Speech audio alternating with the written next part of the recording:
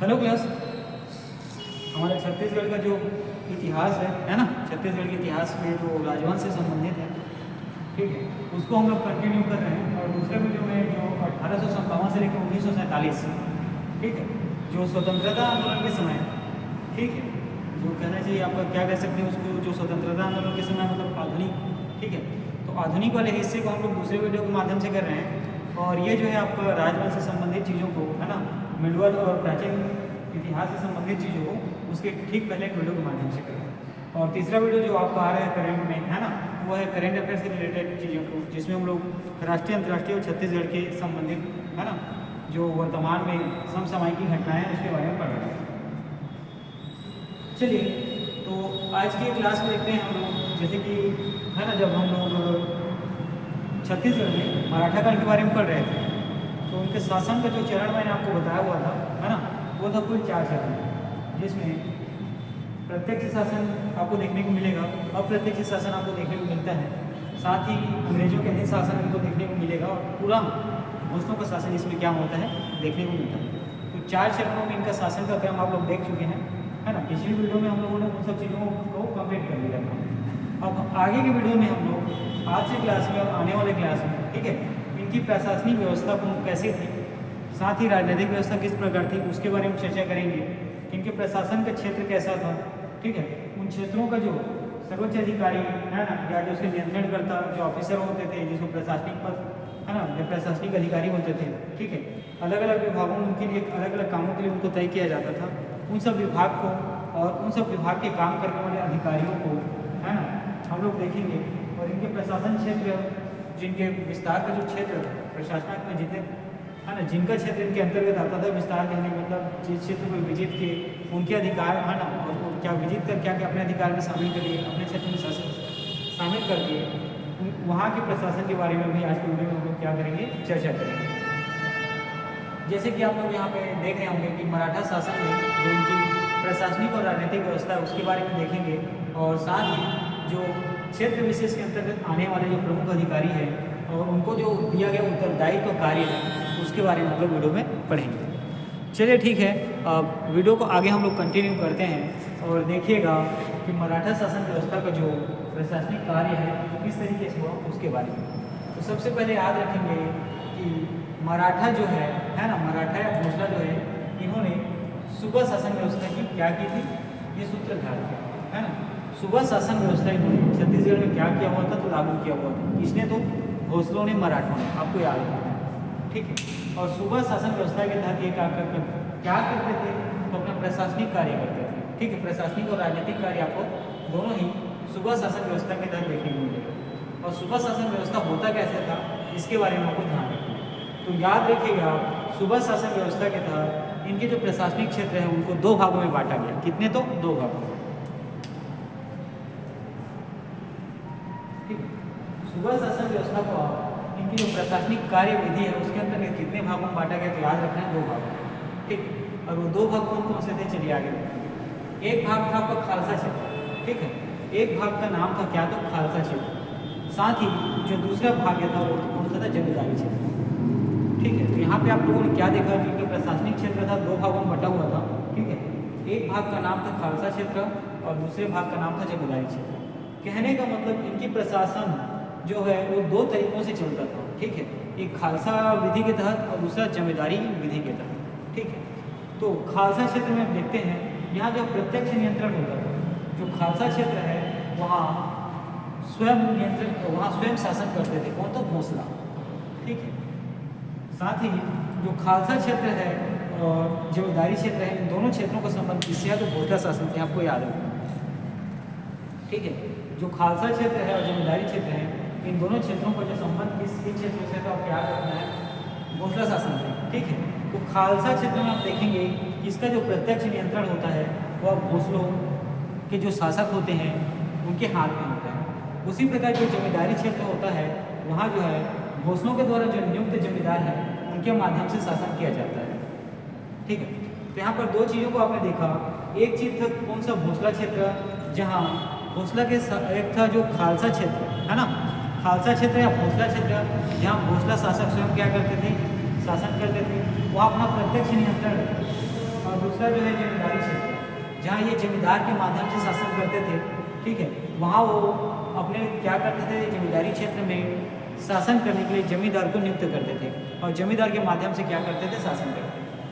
ठीक, ये दो चीज़ें है ना आपको समझ में आ गई होंगी, और नहीं समझ में आई होंगी तो आप वीडियो को पॉज करेंगे और पीछे जाएंगे, है ना, उसको फिर रिपीट करके 1-2 बार देखेंगे, वहाँ से आपको समझ में आ जाएगी।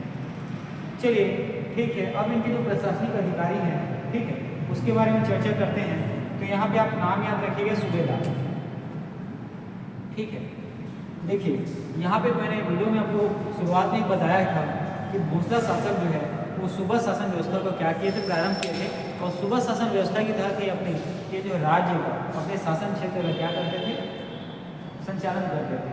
तो इसी में आप देखेंगे एक नाम सूबेदार। तो सूबेदार नाम और सूबा शासन व्यवस्था से कोरिलेट कर पा रहे होंगे कि सूबा शासन का जो मुखिया होता है ना, जो प्रधान या सर्वोच्च अधिकारी होता है, वो कौन होता है, तो सूबेदार, ठीक है।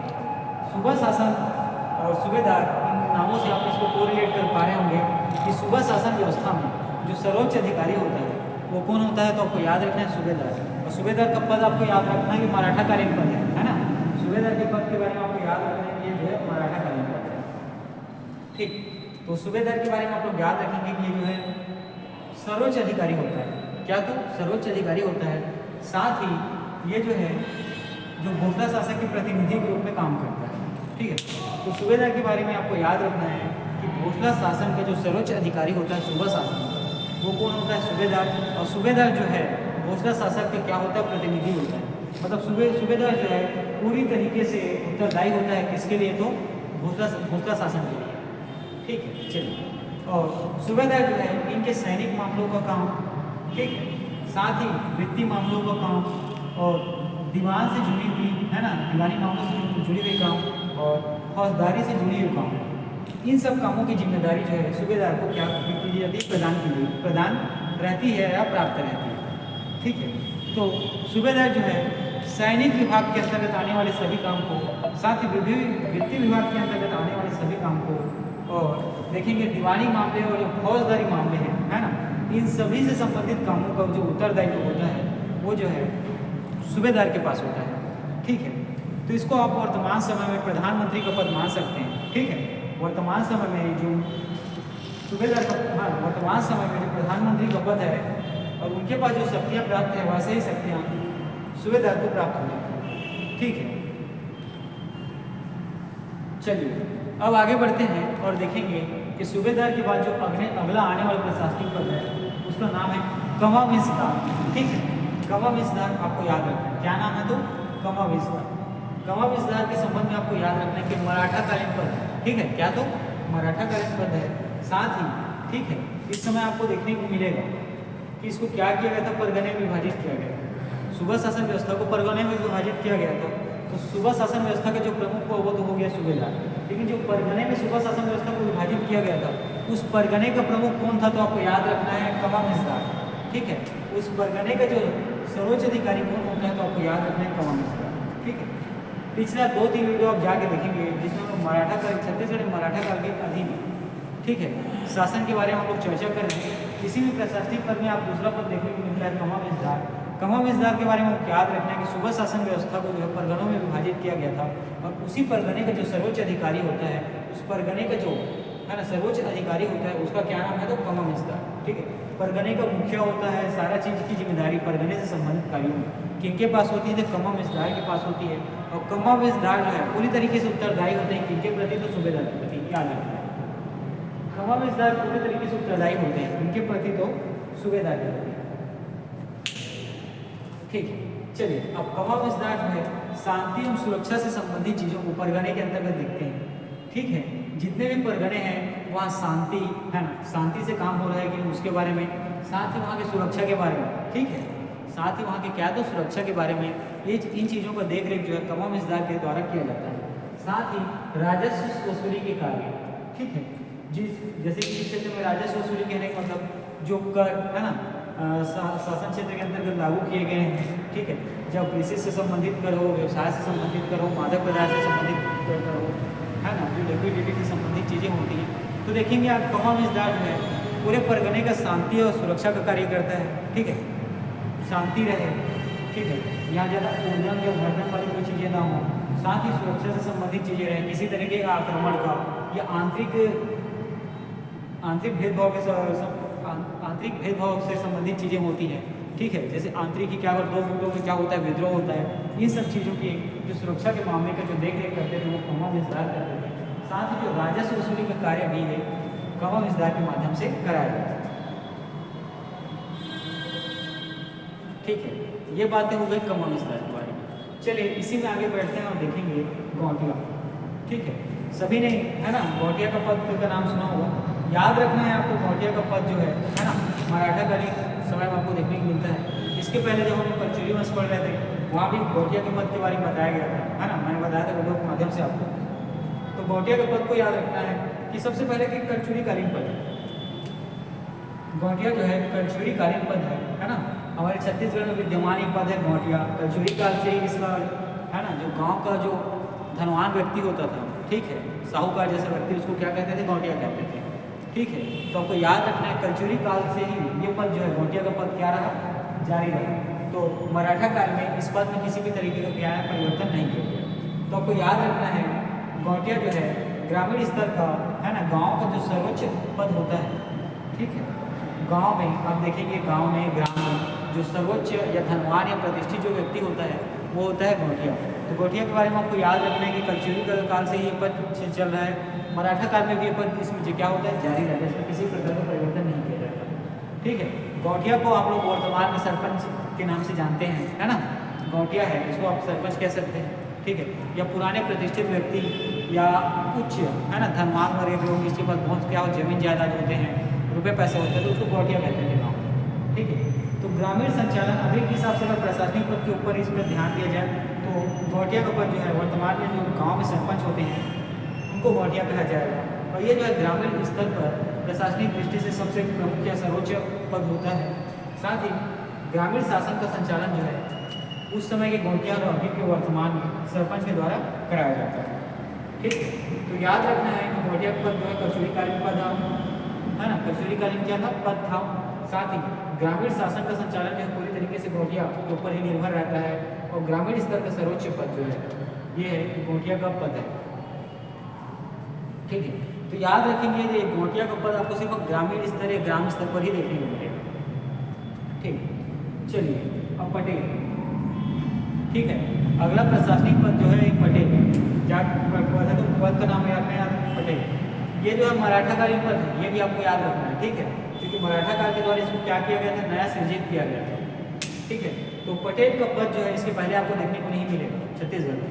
पटेल का पद ये चालू किसने किया था, याद रखना है, जो मराठा शासक थे, भोसला शासक थे, उनके द्वारा पटेल पद नया बनाया गया था। ठीक है, तो मराठा काल में सृजित नया पद है कौन सा, तो पटेल, याद रखना है। और पटेल जो है लगान निर्धारण व वसूली में सहायता करता था।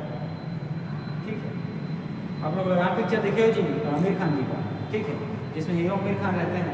तो अंग्रेजों के द्वारा क्या है कि क्रिकेट खेला जाता है और उसी प्रतिस्पर्धा में है ना हमारे आमिर खान जी क्या करते हैं, जोशी जोश में चले जाते हैं क्रिकेट के। ठीक है, हम लोग भी क्रिकेट खेलेंगे, अगर हम लोग अंग्रेजों को हरा देते हैं तो लगान जो है इन पर, लगान किस तरीके का लगान था, भूमि कर से संबंधित लगान था। ठीक है, इनके जो फसल उपजते थे उसमें भी कुछ भाग में ये क्या करते थे, लगान वसूलते थे।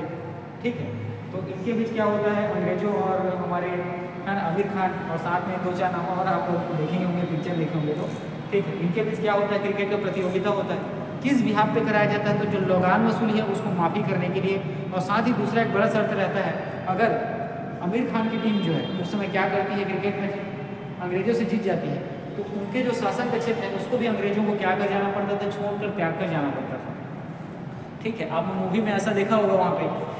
ठीक, तो यहाँ पे देखिए जो मुद्दा क्या है लगान निर्धारण से संबंधित चीज़ें में, ठीक है, कि लगान का पैसा बहुत ज़्यादा होता है। लगान भूमि से संबंधित था, घर और मकान से संबंधित था, साथ ही जो फसल उनके द्वारा उगाया जाता था है ना किसानों के द्वारा, उसमें भी कुछ भाग क्या करते थे, लगान के रूप में अंग्रेज ले लेते थे। ठीक, तो उस मूवी से ही हम लोग कोरिलेट करते हैं।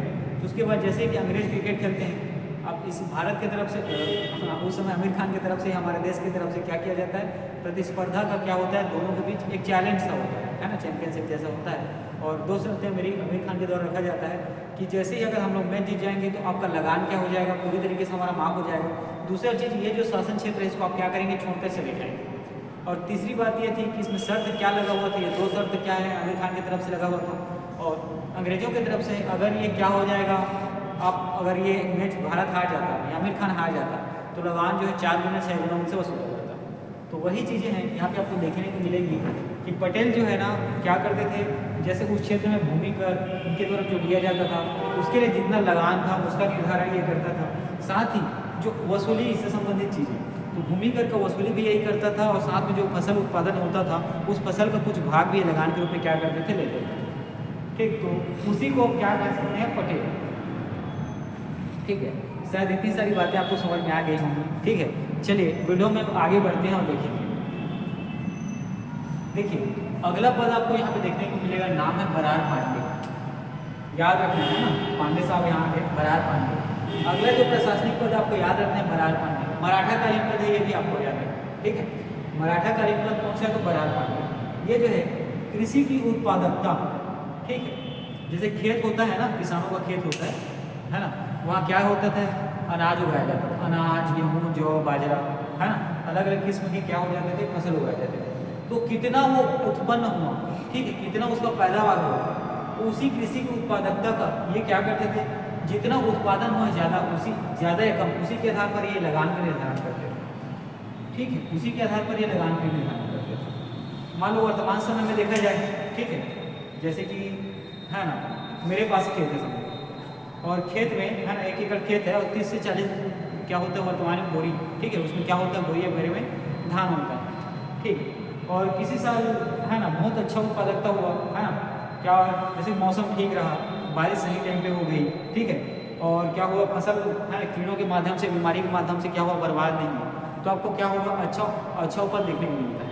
तो जैसे ही अच्छा उपज होता है वहाँ में पहुँचता तो है बरार पांडे, ये देखता है, ठीक है, कि यार इसके खेत में बहुत सारा धान है, ठीक है, धान अच्छा हुआ है, फसल अच्छा हुआ है ना, गेहूँ अच्छा हुआ है, तो ये क्या करता था, लगान को जितना ज़्यादा फसल है उसी के हिसाब से क्या करता था, लगान को ज़्यादा निर्धारित करता था। ठीक है, किसी साल ऐसा हुआ, नहर का मान लो व्यवस्था नहीं था मेरे आसपास के खेतों में, क्या हुआ, अकाल पड़ गया, सूखा पड़ गया, ठीक है, और फसल मैंने लगाया हुआ था, बारिश भी अच्छे से नहीं मिली, है ना, कीड़े भी उसको नुकसान कर रहे हैं, बीमारी भी लग गया, तो क्या होता था, उत्पादकता कम हो जाता था। पहले जो 30 से 60 बोरी मुझे क्या धान मिलता था, वो अब कितना मिल रहा है, 10 बोरी। तो उसी के आधार पर ये क्या करता था, लगान को थोड़ा सा कम करता था, कम बहुत ज़्यादा नहीं करता था, आप ध्यान रखें। उत्पादन अच्छा हुआ तो ज़्यादा ये लेता था और कम हो गया तो थोड़ा कम करके लेता था। तो इसके आधार पर जो लगान निर्धारण कौन करता था, तो याद रखना आपको, बरार पांडे। ठीक है, ये क्या करता था, गाँव-गाँव में दौरा करता था, ठीक है, ये गाँव-गाँव में है ना, जो इसके अंतर्गत, जो इसके अधिकार क्षेत्र के अंतर्गत आने वाले क्षेत्रों में वहाँ क्या करता था, ये दौरा करता था और दौरा करके भू राजस्व की जानकारी लेता था। ठीक है, अलग अलग क्षेत्रों में क्या करता था, दौरा करता था, वहाँ जाके देखता था कि फसल की उत्पादकता कितनी है, साथ ही जो भूमि कर है और अलग तरीके से कर है उसका क्या करता था, ये जानकारी लेता था। कौन, तो बरार पांडे। ठीक है, तो वर्तमान समय में इसको आप देख सकते हैं, जो पटवारी होते हैं, है ना, पटवारी या राजस्व अधिकारी, उनके समकक्ष ये काम करते हैं। तो आपको कुछ समझ में आ रहा होगा, आज का जो नया पद है पटवारी का, पटेल का, जैसे गोटिया को मैं सरपंच आपको बोला हूँ, है ना, और तहसील में आपको देखने को मिलेगा क्या होता है, जैसे परगने में कमाऊ मिसदार होता था, उसी प्रकार तहसील में उस समय कौन होता था, तहसीलदार होता था। ठीक है, और सूबेदार में आपको मान सकते हैं कि ये सभी, जैसे जिले का जो कलेक्टर होता है तो वैसा कहते हैं सूबेदार। ये पद बाद में जो क्या होता है, परिवर्तित होता जाता है। इसमें परिवर्तन कौन लाएंगे, इसके बाद जो अंग्रेज शासन करने वाले आते हैं वो लोग परिवर्तन करते हैं, उसी के आधार पर फिर बाद में नाम बदलते बदलते। ठीक है, तो ये जो है पद का नाम अलग अलग है, लेकिन जो कार्यों का निर्धारण वर्तमान में जैसा पटवारी करता है, राजस्व निरीक्षक करता है, तहसीलदार के द्वारा, SDM के द्वारा, कलेक्टर के द्वारा, उसी तरीके की चीज़ें इसमें शामिल होती हैं। ठीक है, चलिए अब बरार पांडे के बाद अगला आप पढ़ेंगे तो यहाँ पे एक नाम है पंडरी पांडे। क्या नाम है, तो पंडरी पांडे। ठीक है, देखिएगा बहुत ही अच्छा नाम यहाँ पर पंडरी पांडे का नाम तो दिया हुआ है। ये जो है मादक द्रव, ठीक है, मादक द्रव जिसको सोमरस भी कहते हैं हम लोग, है ना मादक द्रव, इसके अंतर्गत दारू, शराब, ये सारी चीज़ें आती हैं। तो मादक द्रव से आने वाले राजस्व का हिसाब, ठीक है, जैसे देखिएगा हमारे यहाँ जो वर्तमान में जो शराब की बिक्री होती है वो किसके अंतर्गत आता है, तो आपको याद रखना है आबकारी विभाग के अंतर्गत। ठीक है, उसी प्रकार जो उस समय मादक द्रव्य है ना, मादक द्रव्य, शराब, सोम रस, ठीक है, अमृत रस, इन सब नामों से पुकारा जाता था। तो इससे विक्रय कर जो भी राजस्व या जो भी पैसे मिलते थे उस पैसों के हिसाब किताब कौन रखता था, तो आपको याद रखना है, नाम है पंडित पांडे। ठीक है, तो मादक द्रव्य से संबंधित मामलों को, राजस्व संबंधित चीज़ों को कौन देखता था, तो आपको नाम याद रखना है पंडित पांडे। ये रखते थे कब, तो मराठा काल। ठीक है, इतनी बातें आपको शायद समझ में आ गई होंगी, नहीं आई होंगी तो वीडियो को रिपीट कर देखेंगे बाद। चलिए आगे बढ़ते हैं, अब देखेंगे पोतदार। ठीक है, प्रशासनिक पद का नाम क्या है, तो पोतदार। ठीक है, ये जो परगने का आय व्यय का हिसाब रखता है। ठीक है, देखिए थोड़ी देर पहले हम लोगों ने क्या पढ़ा यहाँ पे, जो कमावेशदार होता है ना, ये परगने का क्या होता है, सर्वोच्च अधिकारी होता है, और उसी के अधीन होता है कौन, पोतदार। तो कमावेशदार जो है उसके अधीन होता है पोतदार। पोतदार जो है परगने का आय का क्या करता है, आय व्यय का हिसाब करता है, और इसकी जानकारी या रिपोर्ट किसको देता है, कमावेशदार।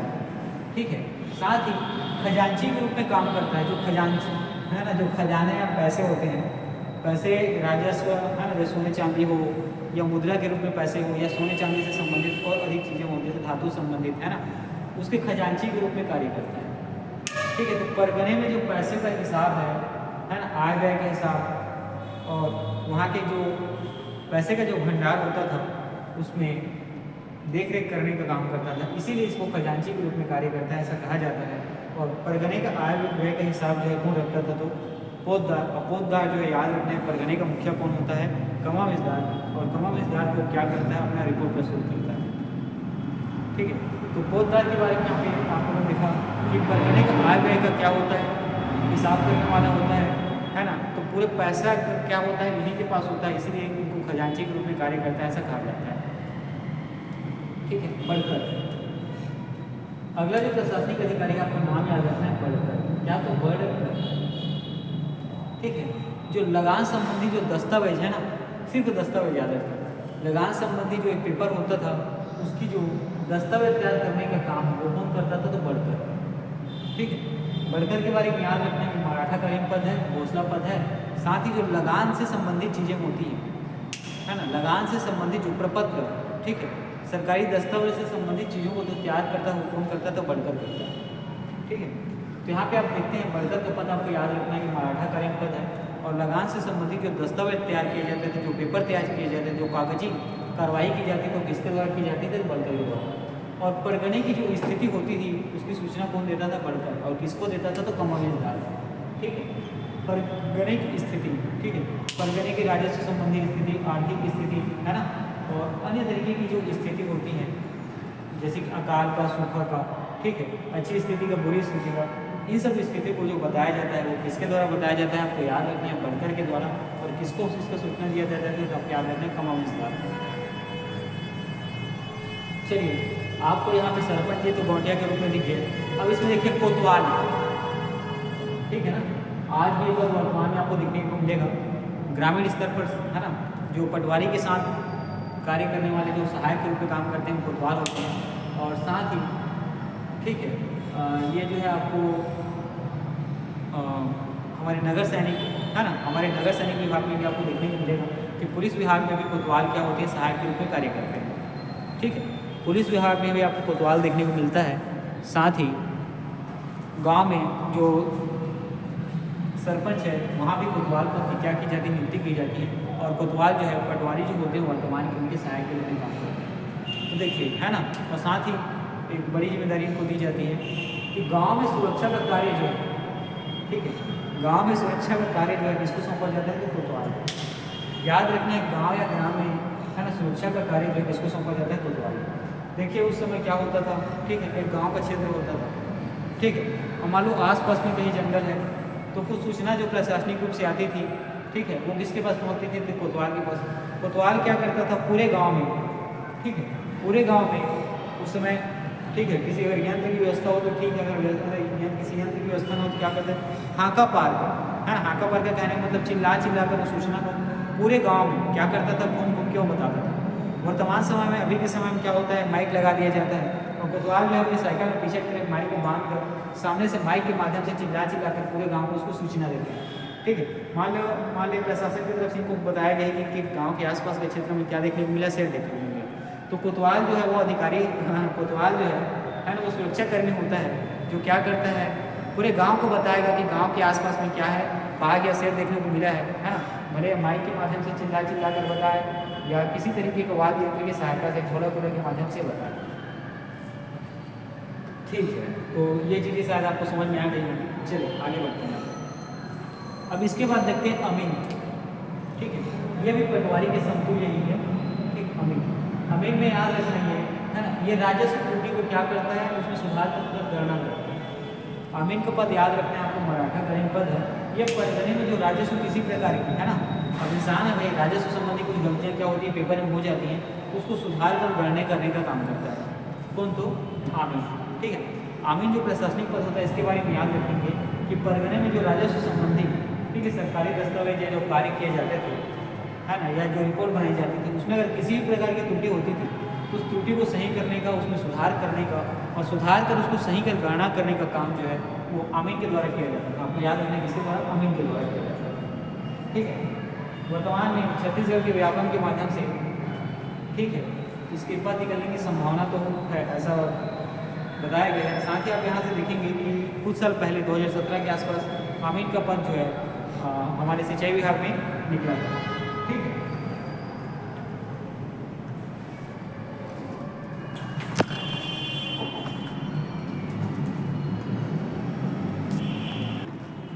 चलिए ठीक है, हम लोग लास्ट में किसके बारे में पढ़ रहे थे? अमीन के पद के बारे में पढ़ रहे थे। वो थोड़ा सा बीच में टेक्निकल इशू आ जाता है ना, इसमें क्या होता है, कैमरा क्या होता है, थोड़ा सा AI सिस्टम पर आधारित है, तो कभी क्या है कि आप स्क्रीन के सामने से हटोगे तो वो क्या करता है उस चीज़ को थोड़ा सा है ना, और ज़्यादा फोकस करने लगता है, जिसके कारण आपको क्या होता है थोड़ा सा हलचल उसमें देखने को मिलेगा, मूवमेंट होते हुए। तो ऐसा ही थोड़ी देर पहले कुछ हुआ था है ना, जिसको हमारे टेक्निकल ऑफिसर के द्वारा सुधार दिया गया है। ठीक है, उम्मीद कर रहा हूँ आपको सही आप चीज़ दिख रहा होगा था। यहाँ से हम लोग वीडियो को क्या करेंगे, कंटिन्यू करेंगे। ठीक है, तो लास्ट टाइम में आप लोगों ने पढ़ा था अमीन पद के बारे में। चलिए ठीक है, अब हम लोग आगे बढ़ते हैं और देखते हैं जो अगला प्रशासनिक पद है, नाम है पांड्या। क्या नाम है? पांड्या। ठीक है, पांड्या जो है सबसे पहले याद रखने की मराठा कालीन पद है ना। दूसरी बात है, ठीक है, इसको आप किसी दूसरे तरीके के पांड्या के नाम से नाम संबोधित ना कर लीजिएगा। ठीक है, ठीक है, चलिए वह याद रखेंगे पांड्या। ठीक है, ये जो क्या होता है 20-30 गाँव, देखिए उस समय में जो प्रशासनिक व्यवस्था में आपको देखने को मिलता है, जो गांव के प्रमुख अधिकारी होते हैं है ना, या सर्वोच्च पद जो होता है वो मुखिया होता है। तो जिसे कभी वर्तमान में आप देखेंगे गांव होता है। ठीक है, गांव के बाद बहुत सारे गाँव को मिलाकर क्या बनाया जाता है, विकासखंड बनाया जाता है। ठीक है, उसी प्रकार और बहुत सारे चीज़ों को वैसे तरीके से क्या होते हैं, एरिया क्षेत्र के लोगों को, जनसंख्या को मिलाकर क्या बनाया जाता है, उसके बाहर में तहसील बनाया जाता है। तहसील के बाद आपको देखने को मिलेगा जिला बनता है। ठीक है, बहुत सारे तहसील मिलकर जिले का निर्माण होता है। उसी प्रकार क्या होता है, ये जो पांड्या है, ठीक है, ये जो 20-30 गाँव का होता है उसके राजस्व संबंधी कार्यों को देख रेख करता है। ठीक है, आप लोगों ने यहाँ क्या देखा, जो मराठा का एक प्रशासनिक पद होता है, पद का नाम है पांड्या। ठीक है, पद का नाम है क्या? तो पांड्या। पांड्या को जो है जो 20-30 गाँव होते हैं, ठीक है, उसके राजस्व संबंधी कार्य का देख रेख कौन करता है? तो पांड्या करता है। ठीक है, जो पांड्या के माध्यम से 20-30 गाँव का जो राजस्व का जो क्या होता है, कार्य विधि होती है, एक कार्य से संबंधित जो भी, इससे संबंधित जो भी चीज़ें होती हैं, इसके बारे में जानकारी कौन देता है? तो पांड्या देता है। ठीक है, क्या कुछ इशू आ रहा है क्या? नहीं, ठीक। तो यहाँ पे क्या देखें आप लोग? पांड्या। तो पांड्या के बारे में आपको याद रखना है कि जो 20-30 गाँव होते हैं है ना, कितने? तो 20-30 गाँव। 20-30 गाँव में जो राजस्व संबंधी चीज़ें होती हैं या कार्य होती हैं, उसकी जानकारी लिया कौन किसके द्वारा जाता है? पांड्या के द्वारा ही लिया जाता है। अब अगला जो पद है आपको याद रखना है पौनी। ठीक है, अगला पद का क्या नाम याद रखना है आपको? पौनी। पौनी के बारे में याद रखना है कि विशेष सेवादार होते हैं। ठीक है, पौनी के बारे में आपको क्या याद रखना है कि विशेष सेवादार। विशेष सेवादार के मैंने पहले के मतलब क्या होते हैं, जैसे कि इनमें से कोई भी क्या होंगे, प्रशासनिक अधिकारी इनके राज्य क्षेत्र के अंतर्गत आए, तो वहाँ पर जो है ये सेवा, अपना सेवा देने का काम करते हैं। सेवा किस माध्यम में? दस्तावेज से संबंधित चीज़ों को उनके तक पहुँचाना हो, ठीक है, या उनके खाने पीने से संबंधित चीज़ों की व्यवस्था करना हो, ठीक है, इनकी बैठक व्यवस्था से संबंधित चीज़ों के बारे में व्यवस्था करना हो, तो इन सब चीज़ों का जो सेवादार होता है वो कौन होता है? पौनी। तो पौनी पद आपको याद रखना है कि मराठाकालीन पद है और ये जो है विशेष सेवादार होता है। ठीक है, विशेष सेवा करने का काम करता है, मतलब ये कहना चाहिए तो एक सेवक होता है। ठीक है, अब अगला आप देखेंगे तो अगला जो प्रशासनिक पद होता है उसका नाम है मालचपरासी। ठीक है, तो मराठाकालीन जो अगला आपको प्रशासनिक पद देखने को मिलेगा, उसका नाम क्या है? तो मालचपरासी। ठीक है, मालचपरासी ये जो है कमा विस्तार के अधीन कार्य करता है। ठीक है, कमा विस्तार मतलब जो परगने का प्रमुख अधिकारी, मैं थोड़ी देर पहले आपको बताया। देखिए, परगने का सर्वोच्च अधिकारी कौन होता है? कमा विस्तार, और उसी के अधीन काम कौन करता है? मालचपरासी। और कमा विस्तार के अधीन काम करता है कौन? तो मालचपरासी। आपको याद रखना। तो ये इसके ऐसे जान सकते हैं कि कमा विस्तार का जो मुख्यालय होता है, ठीक है, कमा विस्तार का क्या होता है? जो मुख्यालय होता है जहाँ ये बैठ के काम करते हैं, वहाँ जो इनके सेवक के रूप में जो काम करते हैं वो कौन होता है? तो आपको याद रखना है कमा विस्तार के अधीन जो काम करने वाला सेवक होता है उसका नाम क्या है? मालचपरासी। देखिए, अब इसके बाद हम लोग अगला जो प्रशासनिक पद में आते हैं, नाम है प्रेंथी। ठीक है, क्या नाम है? प्रेंथी। ये जो है उप फड़नवीस होता है। ठीक है, फड़नवीस एक पद आपको देखने को मिलेगा। ठीक है, उसी में उनके नीचे वाले जो अधिकारी होते हैं उनका नाम है उप फड़नवीस, और ये जो है मुख्यालय का सूबेदार होता है। ठीक है, इसको वर्तमान में आप कोतवाली से समझ सकते हैं। ठीक है, एक ऐसा कोतवाली जहाँ आपके उप सहायक है ना, उप सहायक टीआई जिसको थाना इंचार्ज बोलते हैं वो काम करते हैं, और एक ऐसा पुलिस थाना जहाँ पे टीआई जिसको वर्तमान में थाना इंचार्ज कहते हैं उनके द्वारा काम किया जाता है। तो इसी तरीके से थाना इंचार्ज और कोतवाली के बीच जो डिफरेंस होता है उसी को आप यहाँ पे समझेंगे कि थाना में जो है थानेदार प्रमुख होता है ना, जिसको लोग वर्तमान में टीआई कहते हैं, और उनके ही नीचे एक ऐसा थाना जिसका जो है प्रमुख होता है कौन? उनके उप टीआई। ठीक है, जिसको सब टीआई कहते हैं, हम लोग सब इंस्पेक्टर कहते हैं, तो उनके अधीन जो होता है उसी को कहते हैं उप फड़नवीस। ठीक है, इसको इस पद से आप लोग समझ सकते हैं। जैसे कि यहाँ पे गौटिया के पद को आप सरपंच से समझें। ठीक है, कोतवाल के पद के बारे में मैंने आपको बताया, जो क्या है वर्तमान में आपको देखने को मिलेगा, जो पटवारी होते हैं है ना, उनके अंदर काम करते हैं। उसी में आप लोगों ने आमीन का पद भी देखा। ठीक है, आमीन का पद जो है यहाँ पे क्या है? परगने की जो राजस्व त्रुटि होती है, ठीक है, परगने में जो राजस्व से क्रय से संबंधित चीज़ों की जो फाइल तैयार की जाती है, ठीक है, या दस्तावेज बनाए जाते हैं, उसमें किसी भी प्रकार की त्रुटि होती है तो उसको सुधार कर उसका गणना किया जाता है। किसके द्वारा? तो नाम याद रखना है आपको, आमीन। वर्तमान में ये पद जो है अभी छत्तीसगढ़ में आपको सिंचाई विभाग में देखने को मिलेगा। 2017 में इससे संबंधित आपको क्या देखने को मिले थे? कुछ रिक्वायरमेंट देखने को मिले थे। ठीक है, तो 2017 के बाद ये पद जो है अभी निकला नहीं है, तो आने वाले समय में इस पद के आने की संभावना है। ठीक है, चलिए, तो प्रेंथी का मतलब भी आप यहाँ पे समझ गए होंगे। जो थाना का जो थानेदार होता है उसी के जो सहायक उप थानेदार होते हैं उसी को आप यहाँ पे मान कर सकते हैं अभी वर्तमान में क्या? तो उप फड़नवीस का पद। ठीक है, चलिए अब देखेंगे आगे चौहान। ठीक, थोड़ी देर पहले हम लोगों ने ग्राम रक्षक के बारे में पढ़ा था यहाँ पे। ठीक है, जैसे कोतवाल। ठीक है, कोतवाल के पद में आपने देखा कि गाँव में जो सुरक्षा का कार्य जो है मराठा काल में इनके द्वारा किया जाता था, तो वो नाम है कोतवाल। ठीक है, उसी के समकक्ष आपको देखने को मिलेगा चौहान। चौहान भी जो है ग्राम रक्षक का काम करते थे, और ये जो है पूरी तरीके से गौटिया के नियंत्रण में काम करते थे। ठीक है, आप लोगों को यहाँ पे देखने को मिलेगा तो दो पद, एक है आपका कोतवाल जो क्या करता था? गांव में सुरक्षा का कार्य करता था, और चौहान जो है ग्राम रक्षक और ये गौटिया के नियंत्रण में काम करता था। यहाँ पे दो चीज़ें आपको समझनी होंगी कि चौहान जो है जो यहाँ पे गौटिया है, इसको मैंने आपको बताया था किसके समकक्ष रहने का मतलब ये आपको देखने को मिलेगा वर्तमान में सरपंच। ठीक है, वर्तमान में गौटिया को जो है क्या आप सरपंच मान सकते हैं, और उनके अधीन जो ग्राम रक्षक के काम करने वाले जो पद है, ठीक है, उसको आप उस समय चौहान मान सकते हैं। और जो आमीन का पद है, कोतवाल का पद है, वो गांव में सुरक्षा कार्य करता था।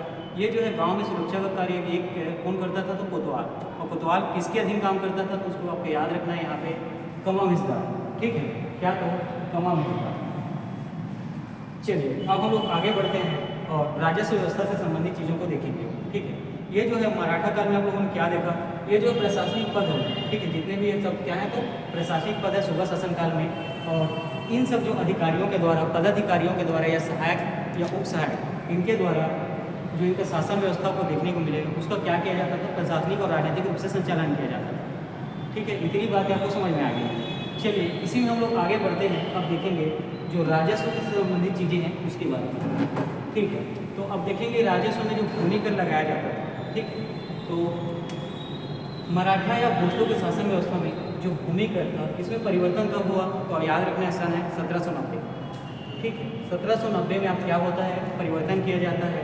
और किनके द्वारा, तो नाम है विट्ठल राव दिनकर। ठीक है, विट्ठल राव दिनकर के बारे में आपको याद रखेंगे। ये जो है अंतिम क्या होते थे, सुबह शासन के व्यवस्थापक होते थे। ठीक है, इसके पहले वाले वीडियो में हमने सुबह शासन व्यवस्था में पढ़ा, ठीक है, कि सुबह शासन में जो खोसला थे उनके अधीन कार्य करने वाले जो 8 सूबेदार थे, ठीक है, उसमें कौन होता है, एक विट्ठल राव दिनकर। ठीक है, पिछली वीडियो में हम लोग इनके बारे में पढ़ा है, उस वीडियो को विजिट करेंगे पहले, दिन फिर इसे वीडियो बनाएंगे ताकि वो अच्छे से समझ में आए। ठीक है, तो भूमिकर में आपको उनके शासनकाल में क्या देखने को मिलता है, उसमें के परिवर्तन देखने को मिलता है और किनके द्वारा किया जाता है, तो आगे नाम याद रखना है विट्ठल राव दिनकर के द्वारा, और समय आपको याद रखना है 1790। ठीक है, चलिए इसमें आगे बढ़ते हैं और ताबूतदारी। ठीक है, इसमें हम लोगों ने देखा था, है ना, इसके पहले मेरे ख्याल से 2 वीडियो पहले हम जाएंगे, तो जहाँ मराठा काल चालू हुआ वहाँ हम लोग ने ताबूतदारी व्यवस्था के बारे में बात की थी, जिसमें 2 ताबूतदार क्या हुए थे, बने हुए थे। ठीक है, एक तरेंगा में और दूसरा लोरमी में। क्या करेंगे आप उस वीडियो को एक बार देखेंगे, यहाँ से आने के यहाँ आने के पहले। ठीक है, तो ताबूतदारी व्यवस्था आपको देखने को मिलेगी कहाँ, तो मराठा काल में। सबसे पहले तो इन चीज़ों को याद रखना है, क्योंकि पेपर में ऐसा पूछा जाएगा, है ना, कि जो ताबूतदारी है ये चौहान का पद है, माल चपरासी का पद है या पटेल का पद है, ये कहाँ से आया, तो आपको याद रखना है, सब मराठा कालीन का है। और यही पद कलचुरी काल में अलग था। ठीक है, कलचुरी कालीन से संबंधित जो प्रशासनिक पद है उसके बारे में एक वीडियो में और आपके लिए और बताऊँ। ठीक है, तो यहाँ पे देखेंगे जो गौटिया का पद था वो कलचुरी काल से ही चला आ रहा था, उसमें किसी भी प्रकार का परिवर्तन इनके द्वारा नहीं किया गया था। ठीक है, तो यहाँ पे आप लोगों ने ताबूतदारी देखा, तो ताबूतदारी की चीज़ों को आप देखेंगे तो ये आया कहाँ से, तो आपको याद रखना है मराठा काल। साथ ही मराठों की नवीन व्यवस्था यही थी। ठीक है, मराठों की प्रशासनिक की नवीन व्यवस्था कौन सी थी, ताबूतदारी थी। और भूमि को पट्टे में निश्चित समय के लिए दिया जाता था। ताबूतदारी व्यवस्था के तहत भूमि को पट्टे में निश्चित समय के लिए दिया जाता था। ठीक है, तो यहाँ पे आपको ताबूतदारी व्यवस्था के बारे में पता कहाँ से चलता है, तो ये चलेगा आपको मराठा काल में व्यवस्था क्या हुई, चालू हुई। साथ ही मराठों में क्या थी, नवीन व्यवस्था थी, इसके बारे में भी याद रखना है। और भूमि में पट्टे में जो निश्चित समय के लिए दिया जाता था उसको क्या कहा जाता था, ताबूतदारी। तो ताबूतदारी होती क्या थी, जो भूमि होता था उनको इनके जो उच्च या सर्वोच्च अधिकारी थे उनके माध्यम से क्या करने के लिए, आपसे कर लेने के लिए, आपसे राजस्व वसूलने के लिए क्या किया जाता था, भूमि को, है ना, पट्टे के रूप में दे दिया जाता था। ठेकेदारी प्रथा थी, इसके तहत आपको क्या किया जाता था, पट्टे प्रदान कर आपसे कर या राजस्व की वसूली की जाती थी। ठीक है, समझ में आ रहा है।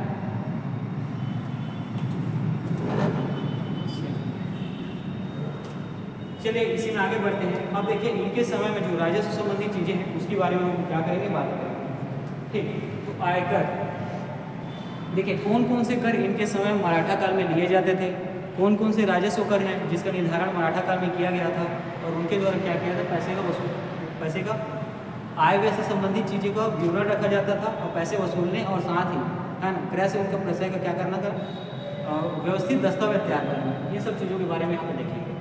चलिए अब देखिए आयकर, क्या तो आयकर, टकोली, टकोली के बारे में याद रखना है ना, क्या तो टकोली, ये मराठा का क्या है, आयकर का शब्द है।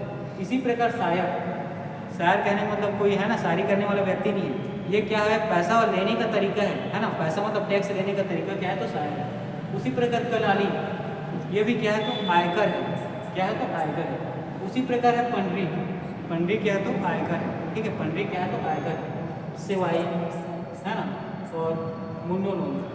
चलिए देखते हैं इस चीज़ के बारे में अलग से। जैसे टकोली, टकोली क्या होता था, वार्षिक कर होता था। आपको याद रखना है मराठा काल में जो साल भर में, है ना, पूरे साल में जो कर वसूला जाता था उसको क्या कहते थे, तो वार्षिक कर। ठीक है, यहाँ पे टकोली के बारे में हम लोग देखेंगे, टकोली क्या है।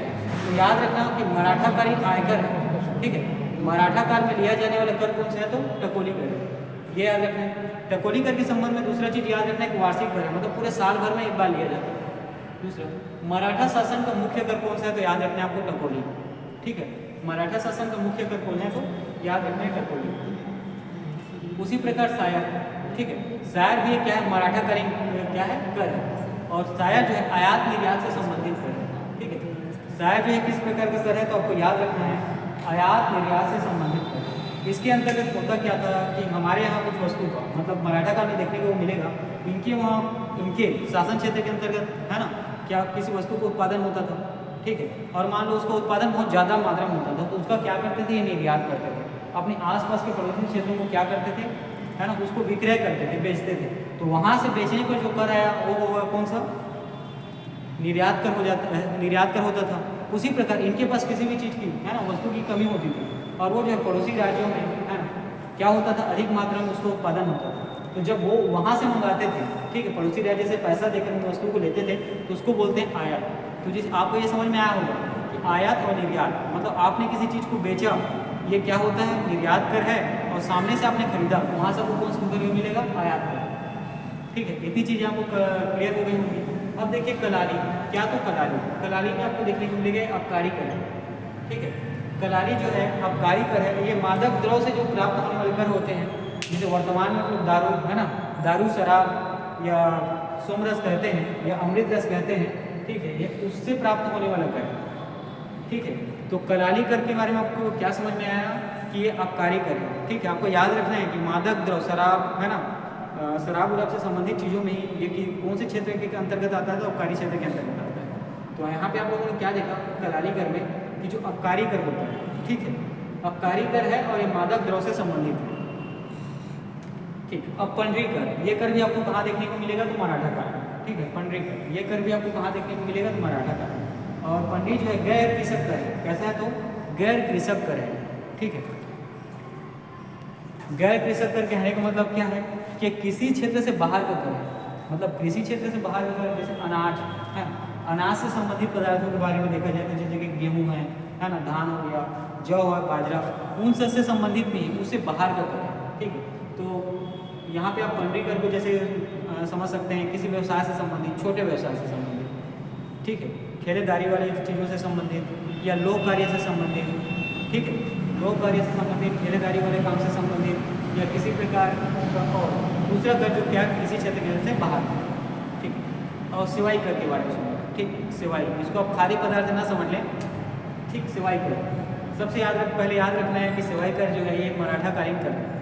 ठीक है, मराठों के द्वारा ये जारी किया गया कर है। दूसरा, अस्थायी करों का सामूहिक नाम, मतलब कुछ चीज़ें, ठीक है, कुछ ऐसी चीज़ें जो क्या होती हैं, अस्थायी होती हैं, वो स्थायी नहीं होती, और अस्थायी चीज़ें कहने का मतलब इसको आप मानसूनी समझ सकते हैं, किसी मौसम में, ठीक है, किसी मौसम में, किसी मौसम विशेष में इन चीज़ों के द्वारा क्या होता है, फायदा होता है, लाभ होता है, तब इसमें क्या किया जाता है, कर लगाया जाता है। और कुछ मौसम बाद जैसे मौसम में परिवर्तन हुआ, इन चीज़ों से क्या होता है, या तो इन चीज़ों से किसी भी प्रकार का क्रय फायदा नहीं मिलता, या इन चीज़ों का उत्पादकता बिल्कुल ना होती है, तो वहाँ पर क्या होती है, सिवाई कर। सिवाई कर के बारे में आप लोगों ने यहाँ क्या समझा, अस्थायी रूप से ये मौसम है ना, मौसमी कर है, सबसे पहले तो याद रखना है एक मौसम में, एक पर्याप्त मौसम में, एक निर्धारित मौसम में इसके द्वारा क्या किया जाता है, लाभ अर्जित किया जाता है, तो उस पर जो कर लगाया जाता है वो वही कौन सा है, तो सिवाई कर। अब अगला देखते हैं मुंडोनून। ठीक है, मुंडोनून याद रखना है ये कर का नाम है। ठीक है, जैसे वर्तमान में देखिएगा अलग अलग कर होता है। ठीक है, राजस्व कर आपको देखने को मिलेगा, राजस्व कर के अंतर्गत कैसे देखिए, प्राथमिक विभाग, द्वितीय विभाग और तृतीय विभाग के अंतर्गत कर आपको देखने को मिलता है। ठीक है, कृषि में कर, खनिज में कर, है ना, लोह स्कोर क्षेत्र में कर, निर्माण में कर, ठीक है, सेवा क्षेत्र में कर, उसी प्रकार के अलग अलग कर है। ठीक है, वर्तमान में आपको क्या देखने को मिलते हैं, कर के 3 विभाग देखने को मिलेंगे, 3 अलग अलग क्षेत्र में आपको कर देखने को मिलता है। प्राथमिक क्षेत्र जिसमें कृषि क्षेत्र अंतर्गत है ना, दूसरा है आपका औद्योगिक क्षेत्र हो जाता है। ठीक है, जहाँ निर्माण से संबंधित चीज़ों के बारे में देखते हैं आप लोग, है ना, निर्माण विनिर्माण से संबंधित, और इसी में आपको देखने को मिलेगा तृतीय क्षेत्र। ठीक, तृतीय क्षेत्र के अंतर्गत आपको जो सेवा कर होता है, जो सर्विस के तहत जो कर लिया जाता है उसको सेवा कर होता है। तो अगला आप देखेंगे मुंडोनून कर, क्या तो मुंडोनून याद रखना है, पहली बात तो याद रखना है मराठा कालीन या भोसले कालीन कर है। दूसरा शादी पर, है ना, जब शादी किया जाता है उस समय दोनों पक्षों के द्वारा, लड़के पक्ष और लड़की पक्षों के द्वारा जो कर लिया जाता है उससे, है ना, जो लड़के लड़की के पक्षों के से कर लिया जाता है उसको शादी कर कहते हैं। या शादी की व्यवस्था में, ठीक है, जिस प्रकार की व्यवस्था की जाती है, ठीक है, उस पर जो कर लगाया जाता है उसको कहते हैं मुंडोनून। चलिए आगे देखते हैं जमींदारी टैक्स के बारे में। क्या तो जमींदारी टैक्स के बारे में देखिए, अनाज की प्रति गाड़ी के पीछे 3 पायली की दर से, है ना, टैक्स लिया जाता है, कर लिया जाता है। अगला आपने देखा क्या तो जमींदारी टैक्स। ठीक, जमींदारी टैक्स अनाज की प्रति गाड़ी के पीछे 3 पायली की दर से जो टैक्स लिया जाता था वो कौन से टैक्स के अंतर्गत आता है, तो आपको याद रखना है जमींदारी टैक्स। ठीक है, मान लो अनाज की क्या होती है, गाड़ी, ठीक है।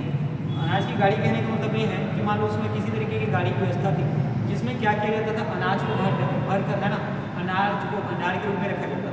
उसके बाद उसको विक्रय करने के लिए, है ना, क्रय विक्रय से संबंधित चीज़ों के लिए एक स्थान से दूसरे स्थान पर लेके जाया जाता था। तो हर एक गाड़ी के पीछे आपको याद रखना है तो 3 पाली की दर से कर लिया जाता था। वही कर कौन सा है, तो जमींदारी टैक्स है, ठीक है। चलिए अब महल कर यहाँ देखते हैं, है ना, घोसला या मराठा काल में आपको देखने को मिलेगा महल या महल कर। ये जो है खालसा जमीन पर लगाया गया कर, ठीक है। महल कर कौन सा है, तो खालसा जमीन पर लगाया गया कर, आपको याद रखना है, ठीक। महल कर के बारे में याद रखना है कि खालसा जमीन पर लगाया गया कर है। और जैसे वीडियो चालू हुआ तो वहाँ मैंने आपको बताया था कि घोसला जो है ये सूबा शासन व्यवस्था के तहत क्या करते थे, शासन का संचालन करते थे। और जो क्षेत्र जो है इनके प्रत्यक्ष नियंत्रण में या प्रत्यक्ष जहाँ से ये शासन का संचालन करते थे उसको खालसा क्षेत्र कहा जाता था।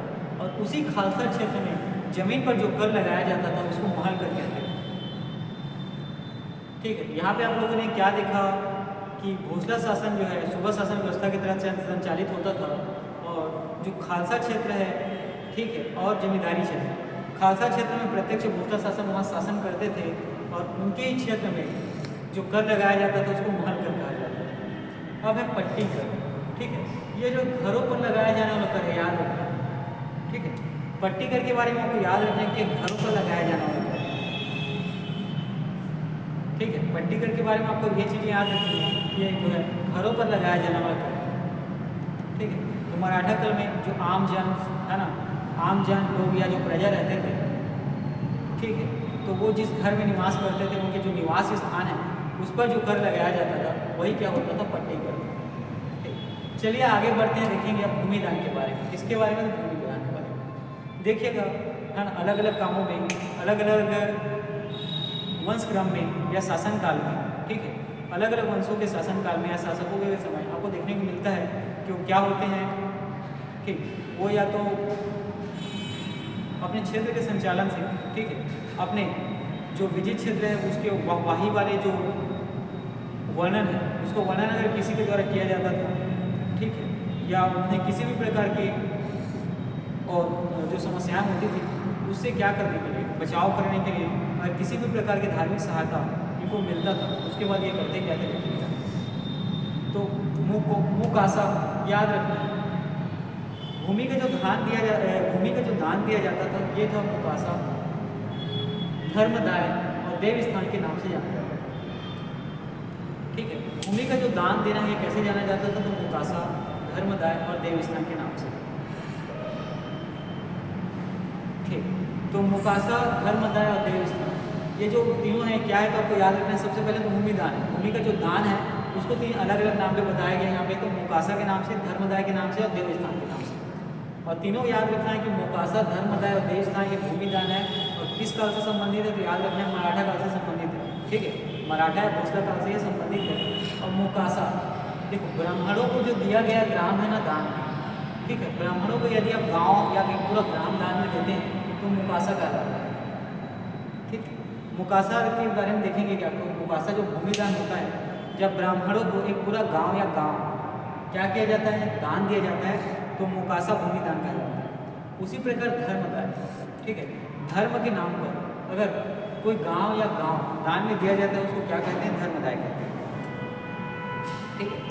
धर्म के नाम पे अगर एक पूरा गांव या गांव दान में दे दिया जाता है तो उसको धर्मदाय कहते हैं।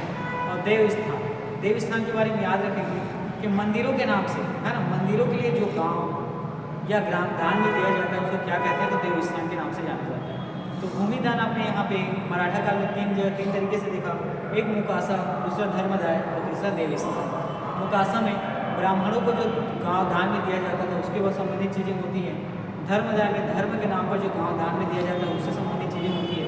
और देव स्थान में मंदिरों का नाम जो है गाँव के नाम पर दिया गया उससे संबंधित चीज़ें।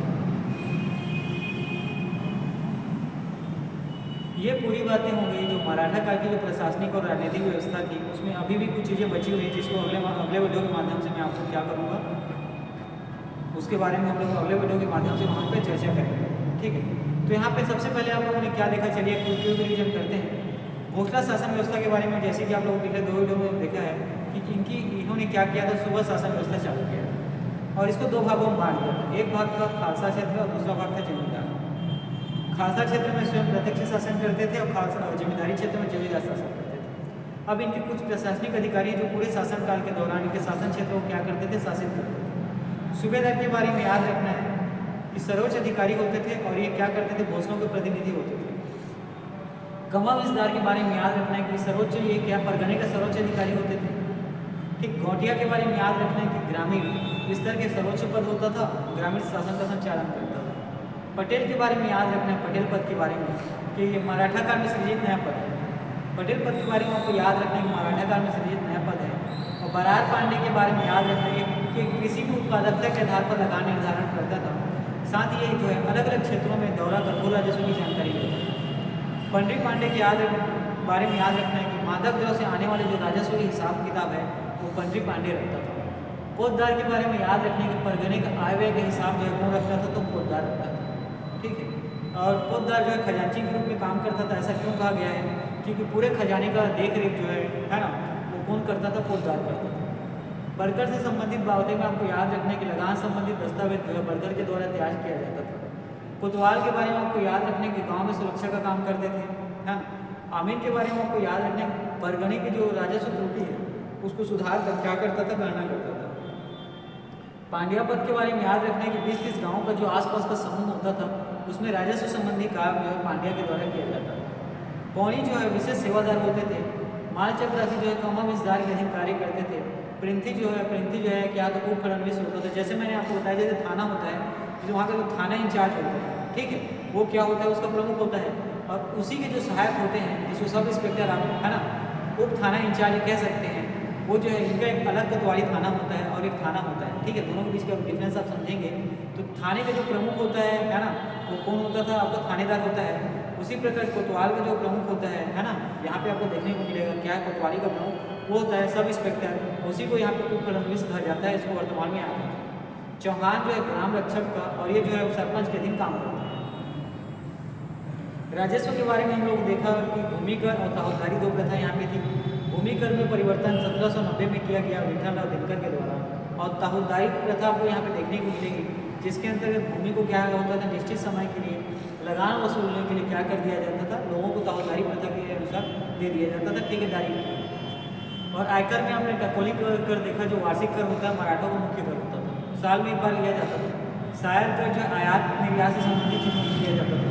कराली जो है मादक पदार्थों से संबंधित चीज़ों को लिया जाता है। पंडरी कर जो है गैर कृषक कर तक कृषि संपत्ति क्षेत्र इसके अंतर्गत नहीं आता था। ठीक है, सेवाई कर में आप देखेंगे कि अस्थायी करों का यह समूह था। मुंडोनम कर के बारे में लोग देखना कि जो शादी व वैवाहिक गतिविधियाँ होती थी उनसे जो कर लिया जाता था वो मुंडोनम कर होता था। जमींदारी टैक्स के बारे में देखेंगे कि जो अनाज की प्रति गाड़ी, मतलब अनाज को एक स्थान से दूसरे स्थान जब क्रय विक्रय के लिया जाता था, तो प्रति गाड़ी जिस गाड़ी के माध्यम से ले जाया जाता था, जिस वाहन के माध्यम से, उसमें हर गाड़ी में 3 पाली की दर से क्या लिया जाता था, टैक्स लिया जाता था। क्योंकि जो इनका घोषणा को प्रत्यक्ष शासन खालसा क्षेत्र में चलता था, वहाँ से जो कर वसूला जाता था उसको महल कर कहते थे। और आगे रखिए पट्टी कर, घरों पर जो कर लगाया जाता था उसको पट्टी कर कहते थे। अब यहाँ पे भूमिदान से संबंधित 3 चीज़ों को देखा आपने। मुकासा जो ब्राह्मणों को अगर कोई गाँव या गाँव दान में दिया गया तो उसको मुकासा कहा गया। और धर्मदाय, धर्म के नाम पर अगर कोई गाँव दान में दिया गया तो उसे धर्मदाय नाम दिया गया है। और देव स्थान, मंदिरों के नाम पर अगर कोई गाँव दान में दिया गया तो उसको देव स्थान कहते हैं। चलिए ठीक है, इतनी चीज़ों को आप अच्छे से पढ़ेंगे, है ना। और इसके बाद इससे आगे बातों को हम लोग नेक्स्ट वीडियो के माध्यम से बताया जाएगा। यहाँ से आपको 1 और 2 वीडियो आपको देखने को मिलेंगे। और ठीक है, क्योंकि यहाँ पे प्रशासनिक चीज़ों के बारे में हम लोगों ने क्या किया है, तो प्रमुख अधिकारी होते हैं, उनके प्रमुख अधिकारी कर्मचारी या सेवक होते हैं, उनसे संबंधित चीज़ों को हम लोगों ने यहाँ वीडियो के माध्यम से पढ़ा है। इसके बारे में कुछ अन्य चीज़ें बची हुई जिसको एक और, है ना, एक लास्ट वीडियो और आएगा, वहाँ से मराठा शासन व्यवस्था पूरी तरीके से समाप्त हो जाएगा। चलिए ठीक है, आज का क्लास हम लोग यहीं रखते हैं, यहीं पर, ठीक है।